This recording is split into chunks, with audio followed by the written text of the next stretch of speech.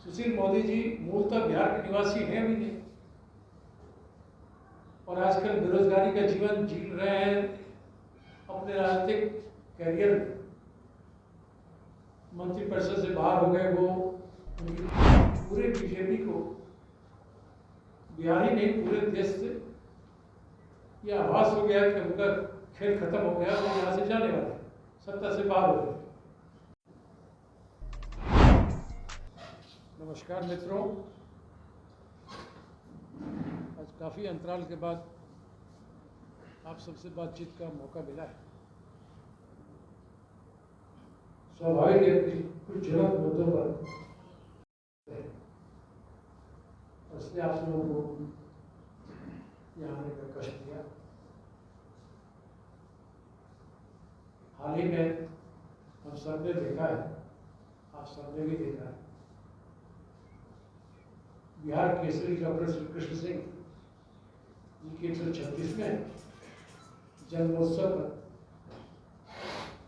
प्रदेश कांग्रेस के अध्यक्ष माननीय अखिलेश प्रसाद सिंह जी के नेतृत्व में एक सफल और भव्य कार्यक्रम का आयोजन यहाँ हुआ था। पूरे राज्य से बड़ी संख्या में कांग्रेस जन आए थे। श्री बाबू को अपना नेता और आदर्श मानने वाले लोग आए थे और श्री बाबू के बताए रास्तों पर चलने के लिए एक बार फिर से अपने आप को संकल्पित किया था। तो राजनीति में क्रिया की प्रतिक्रिया भी होती है, ये हम लोग बहुत पहले से सुनते आ रहे हैं। लेकिन हमारे उस कार्यक्रम के सफल आयोजन के पश्चात जिस तरह से प्रतिक्रिया बीजेपी नेता सुशील मोदी जी और उनके अन्य साथियों के द्वारा आया है, वो कहीं न कहीं बीजेपी के घबराहट को दर्शाता है।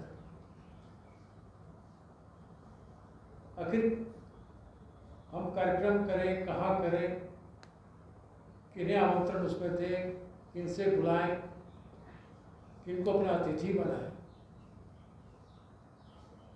ये तो हमारा अधिकार क्षेत्र की बात है। हर पार्टी अपने हिसाब से कार्यक्रम करती है, संगठन करते हैं। कभी किसी ने उस पर ये नहीं कहा कि आपने ऐसा क्यों किया, इनको क्यों बुलाया, उनको क्यों नहीं बुलाया। इस तरह की बातें वहीं होती हैं जहाँ लोग हताशा और निराशा के दौर से गुजर रहे होते हैं। सुशील मोदी जी मूलतः बिहार के निवासी हैं भी नहीं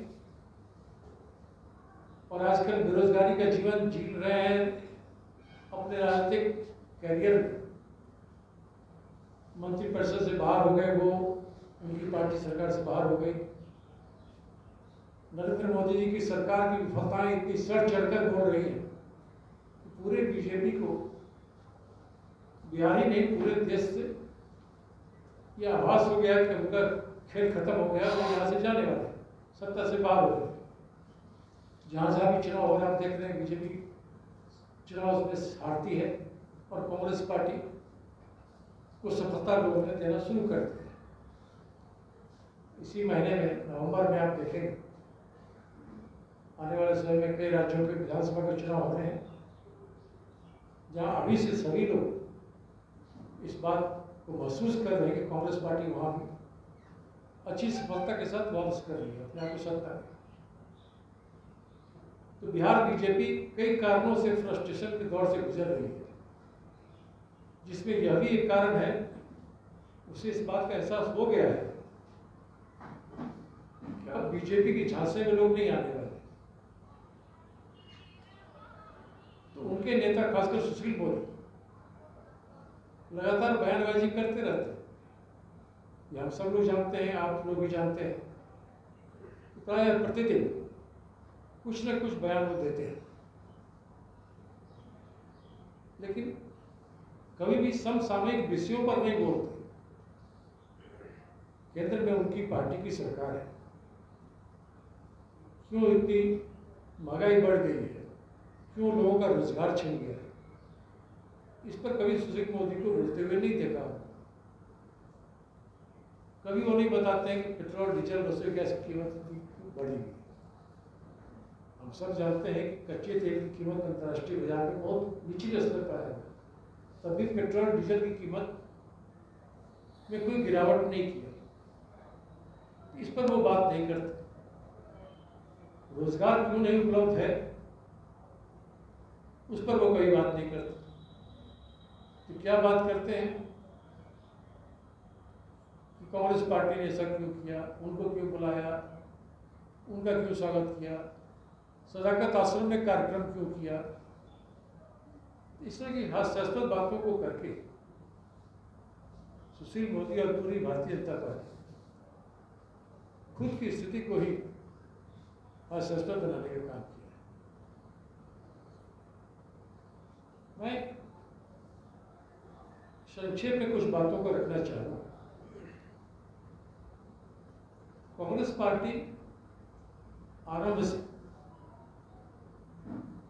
कुछ सिद्धांतों पर कायम रही है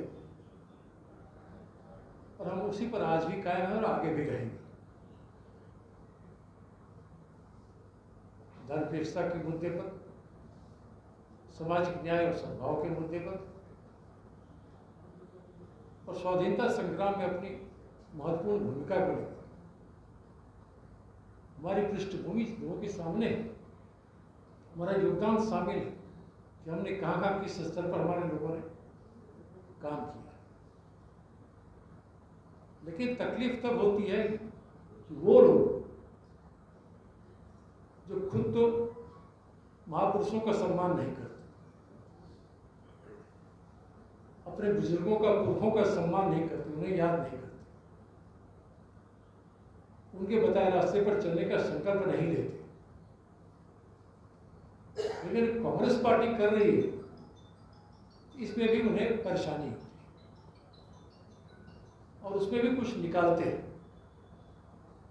अब इस कार्यक्रम की सफलता के बाद नहीं कुछ मिला तो कहते हैं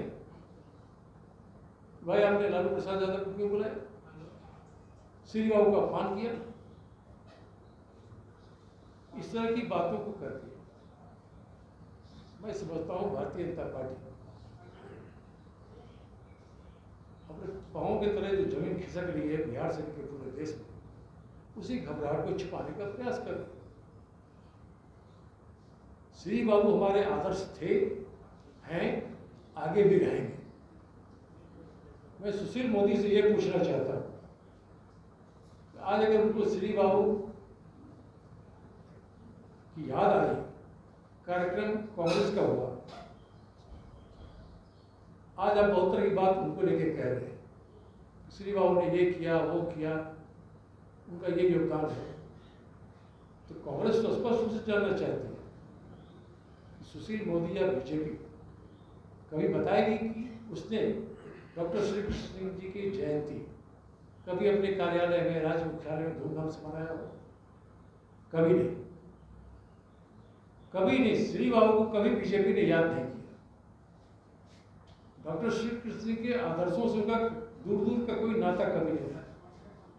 और सुशील मोदी तो व्यक्तिगत तौर पर श्री कृष्ण सिंह जी के आदर्शों को विपरीत आचरण करने वाले नेता रहे। डॉक्टर श्री कृष्ण सिंह जी, सबको पता है पूरे देश में कि सामाजिक न्याय के वो पहले ध्वजभाग के रूप में सामने आए जब उन्होंने देवघर के प्रमुख मंदिर में, वो सामाजिक न्याय है। श्री कृष्ण सिंह जी ने अनगिनत शैक्षणिक संस्थाओं का निर्माण कराया। श्री कृष्ण सिंह जी ने बिहार में कल कारखानों को स्थापित कराया, जो आज भी उद्योग के नाम पर हमारे पास में कुछ पूंजी है। तो डॉक्टर श्री कृष्ण सिंह के कार्यकाल में जो कार्य हुए पूरे बिहार में, जो उद्योग का जाल बिछाया, उसके बाद कोई नया तो हम लोग नहीं देख पाए कि बीजेपी ने ये कराया। 9 साल से केंद्र की सरकार में बीजेपी है, तो बीजेपी बताए उसने बिहार के लिए कुछ किया। सुशील मोदी काफी दिनों तक नीतीश जी के आगे पीछे करते करते डिप्टी चीफ मिनिस्टर तक बने गए थे। थे बीजेपी में और कहते थे कि नीतीश कुमार पीएम मटेरियल है, वो इतने निकट हो गए थे और इसी वजह से बीजेपी ने उनको साइडलाइन कर दिया। आज अपनी राजनीतिक उपयुक्तता को इस तरह से प्रकट करने के लिए सुशील मोदी रोज अनाप शनाप बयान देते हैं कि बीजेपी का नेतृत्व समझे कि नहीं उपयोगी आ रहा है। ये सबको पता है। हम उन्हीं लोगों को अपना मंच देते हैं, आमंत्रण देते हैं, जिनको मानते हैं कि हमारे सिद्धांतों के प्रति उसकी आस्था है। बीजेपी बताए ना उसने किसको सम्मान किया? उसने तो अपने पार्टी में वरिष्ठ नेताओं का अपमान किया।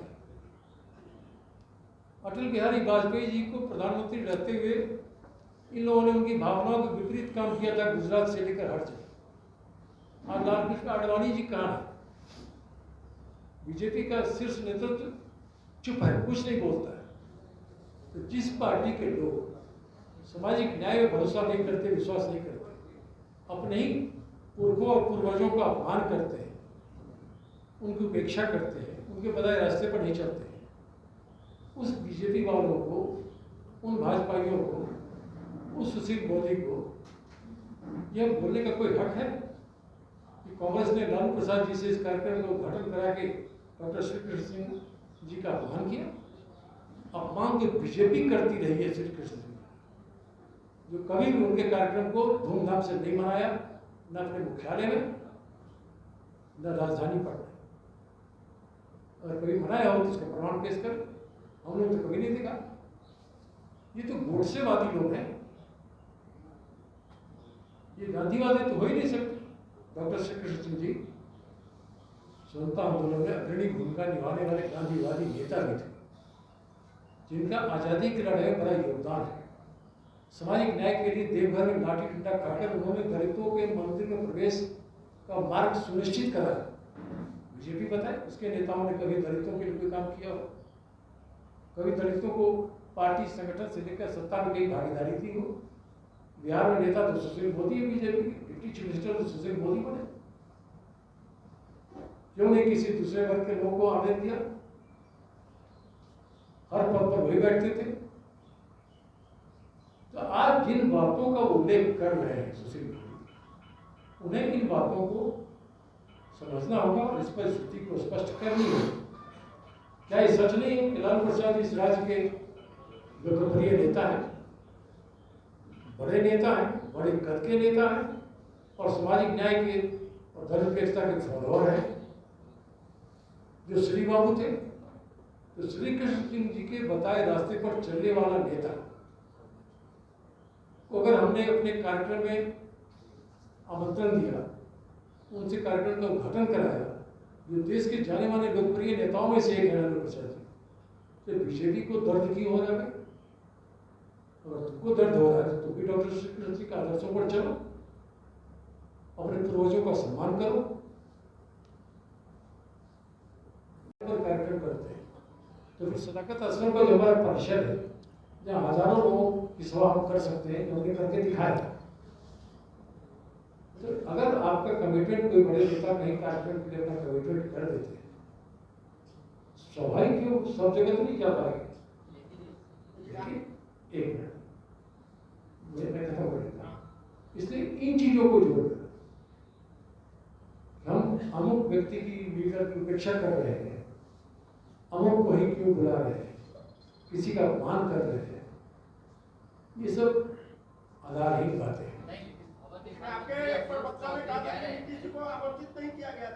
नहीं, ऐसा किसी ने नहीं कहा। स्वयं प्रदेश कांग्रेस के अध्यक्ष जी ने उन्हें आमंत्रण दिया था, उनसे मिलकर टेलीफोन से बात करके आग्रह भी किया था, क्योंकि उनका कमिटमेंट था, पहले से निर्धारित कार्यक्रम था, वो नहीं आए। अशोक चौधरी का कहना है साफ तौर पे, अशोक चौधरी का साफ तौर पे कहना है कि राजद और कांग्रेस का पहले से जो है अलायंस है, लगाव है, इस वजह से जो है हम लोग नहीं भी जा रहे हैं, नीतीश कुमार नहीं जा रहे हैं, कोई दिक्कत नहीं है, वो लोग ज्यादा खुले मिले हैं, इसीलिए एक दूसरे को बुलाते रहते हैं, ऐसा। अब अशोक चौधरी जी कांग्रेस की बात कर रहे हैं, हमें समझ नहीं आता। हमें तो जदयू है, जदयू की बात करनी चाहिए। हम इनको बुलाएं, इनको नहीं बुलाएं, ये हमारा विषय है। मैं नहीं समझता हूँ अशोक जी ने ऐसा कुछ कहा होगा। क्या नहीं लग रहा है कांग्रेस को नीतीश कुमार इग्नोर कर रहे हैं? इंडिया गठबंधन में शामिल सभी दल एक दूसरे दल का सम्मान करते हैं। नीतीश कुमार जी हमारे गठबंधन के प्रमुख नेताओं में से एक है, जिस तरह से लालू जी प्रमुख नेताओं में से एक है। सबका सम्मान है और हम सब मिलकर लड़ेंगे, हम सब यूनाइटेड होकर लड़ेंगे और जीतेंगे। कैबिनेट जगह नहीं मिल रही आपको? क्यों नहीं मिलता? हमारे दो व्यक्ति कैबिनेट के मंत्री हैं और विस्तार जब होगा तब देखेंगे कांग्रेस को कुछ और डुबा देंगे। जब मुख्यमंत्री का विशेषाधिकार होता है, वो जब उचित समझेंगे अपने मंत्रिमंडल का विस्तार करेंगे। बीच में चर्चा चली थी, राहुल गांधी जब आए थे तो उस समय कांग्रेस विस्तार को लेकर काफी ज्यादा होहल्ला था। कांग्रेस में टूट की वजह से सभी लोग मंत्री बनना चाह रहे थे, इस वजह से रोक दिया गया। ये सब आधारहीन बातें हैं, पता नहीं कहाँ से आती हैं। हम लोग मिलजुल कर सरकार चला रहे हैं। हमारा लक्ष्य ये नहीं है कि मंत्रिमंडल में इतनी जगह मिलनी चाहिए। हम बिना शर्त सरकार में शामिल हैं, क्योंकि हमारी आस्था है धर्मनिरपेक्ष राजनीति को मजबूत करना है, सामाजिक न्याय की राजनीति को मजबूत करते रहना है और सांप्रदायिक राजनीति को परास्त करना है। सुशील मोदी यह भी सवाल उठा रहे हैं कि लालू यादव ने मन से एक्सेप्ट किया कि अखिलेश सिंह को के लिए उन्होंने फोन किया था, जेल से फोन किया था सोनिया गांधी को, इस पर कार्रवाई की। ये सब आधारहीन बात है। सुशील मोदी की रिसेंट बातों को आप कहाँ का खंडन करें? वो उन्हें अपने पार्टी के बारे में जानकारी रखनी चाहिए। दूसरे दल में क्या हो रहा है, कौन किसको कहाँ से फोन कर रहा है, किन्होंने किसको क्या कहा। लालू यादव ने खुद मंच पर कहा था ये बात। हाँ, क्या कहा हम जेल से फोन किए थे। मिसकोट मैं नहीं सुन रहा था उनके भाषण को, आगे रिकॉर्ड है, आप एक बार फिर से सुन लीजिएगा। उन्होंने कहा ये नाम आया था, हमको कांग्रेस के नेतृत्व की तरफ से कहा गया था। बोले ठीक है, अच्छा हम जिता के भेजेंगे, उन्होंने जिता के भेजा। आप ठीक से सुने नहीं इसका मतलब। उन्होंने ये कहा था कि जब हम जेल में थे, रांची जेल में, उस दौरान सोनिया गांधी से हमारी बातचीत हुई थी और हमने कहा था कि अखिलेश प्रसाद सिंह को सांसद बनाइए क्योंकि वो दूसरे के लिए आए थे। उन्होंने जेल की बात कभी नहीं की। उन्होंने कहा जब हम रांची में थे, थोड़ा मिसकोट से बचे, तात्पर्य दूसरा था। मिसकोट से बचे। ठीक है सर।